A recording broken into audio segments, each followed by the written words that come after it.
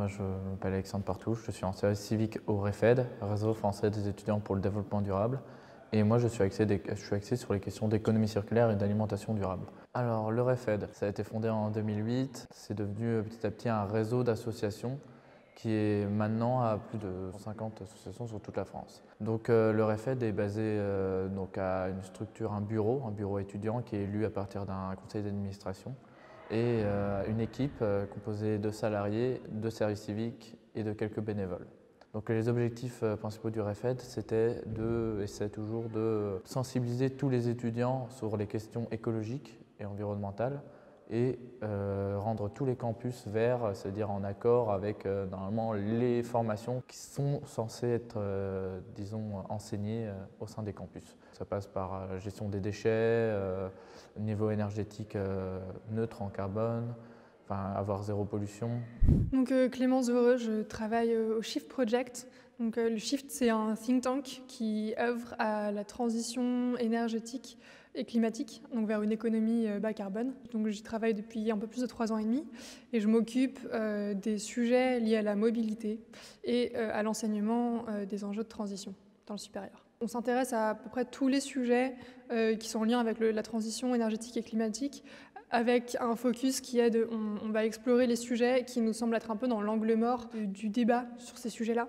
Donc on ne va pas aller regarder les choses sur lesquelles il y a déjà des productions, où le débat est déjà assez éclairé. On va plutôt aller regarder le petit point qui gêne, où il manque un peu des éléments de compréhension et d'analyse.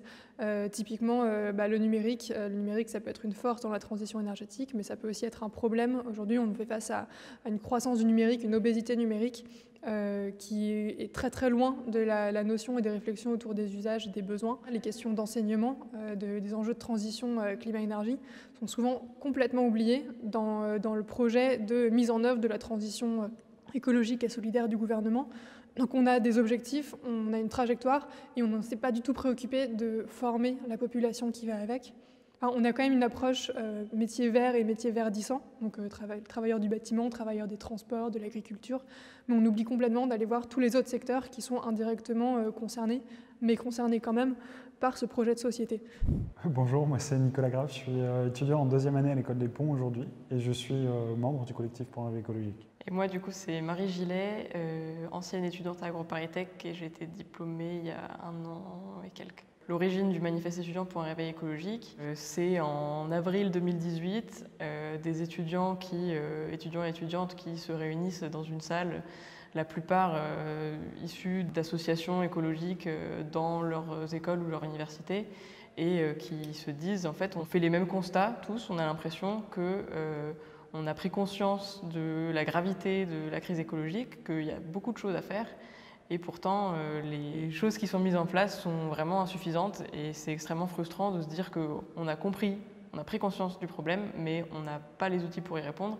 Et surtout, on voit la fin de nos études qui approche et on se dit mais qu'est-ce qu'on va faire de notre vie, dans quel avenir professionnel on va s'engager. L'idée de faire ce manifeste, c'était de mettre ces constats-là sur le papier et de mobiliser en fait un élan collectif pour se dire quand on est tout seul face à ces constats-là, c'est extrêmement anxiogène et en plus on n'a pas forcément l'énergie de se dire je vais sortir du cadre, dire non je n'irai pas travailler pour telle ou telle entreprise parce que quand on est tout seul c'est un peu angoissant et on se dit aussi que c'est pas forcément impactant.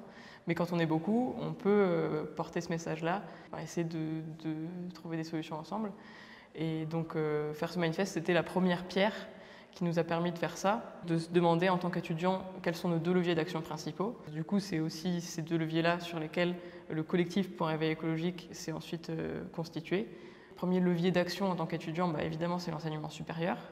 Dire il faut qu'on soit tous formés sur les enjeux écologiques, parce que ça ne peut pas se faire que sur notre temps libre, en regardant des conférences sur YouTube ou en posant des questions à des spécialistes. Il faut que tout le monde ait ça dans ses cours. Et deuxième levier, la question de l'emploi. On est des étudiants, futurs diplômés, on sait qu'on a un poids sur le marché du travail, on a un poids politique aussi, on est écouté par les médias, etc. Et donc, il faut absolument qu'on se saisisse de cet enjeu-là. Du coup, c'est faire pression sur les employeurs en ayant un peu un discours qui est on n'ira pas travailler chez vous si vous n'êtes pas à la hauteur des enjeux écologiques. Voilà. Une dernière chose aussi, c'est de dire les employeurs ont souvent pas grand-chose à faire des enjeux climatiques, écologiques, parce qu'ils les voient comme des enjeux de très long terme, alors que l'enjeu de recrutement, il est très court terme. Ils se rendent bien compte que s'ils n'arrivent pas à attirer des jeunes, leur boîte ne va pas pouvoir fonctionner.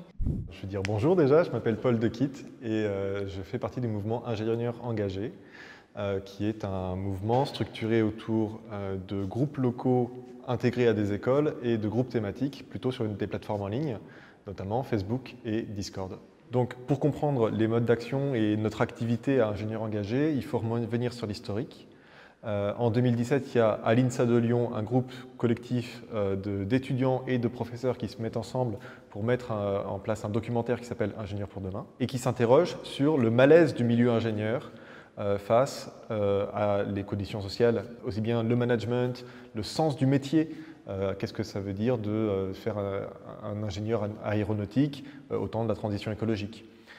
Et donc toutes ces angoisses-là qui sont en train de monter dans cette classe sociale, en fait, ont été regroupées dans cette vidéo pour dire nous, en tant qu'ingénieurs, on a besoin de trouver du sens à ce qu'on fait. À l'INSA de Lyon, donc, ce groupe d'élèves et de professeurs se sont mis ensemble pour aller changer les formations et intégrer donc, des modules de sciences sociales, de sociologie et de transition énergétique dans leur établissement.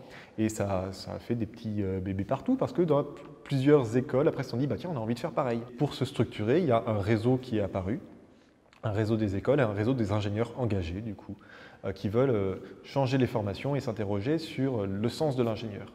Formic, donc Former l'ingénieur citoyen, c'est un programme d'Ingénieurs sans frontières France, de la Fédération Ingénieurs sans frontières, qui a pour but de mettre en débat la technique et les formations d'ingénieurs. L'idée est que la technique c'est politique, la technique évolue et les ingénieurs évoluent dans des configurations politiques, économiques, sociologiques qui ne sont pas enseignés en école d'ingénieurs parce qu'il y aurait cette idée que la technique serait apolitique. Et du coup, alors nous justement on dit que de dire que la technique est apolitique, c'est une position politique. Du coup, dans la lignée de ces travaux, c'est que là où il y a un positionnement qui est plus affirmé de la part de Formic, l'idée c'est d'avoir un espace de mise en débat, donc un espace qui est beaucoup plus neutre avec l'observatoire.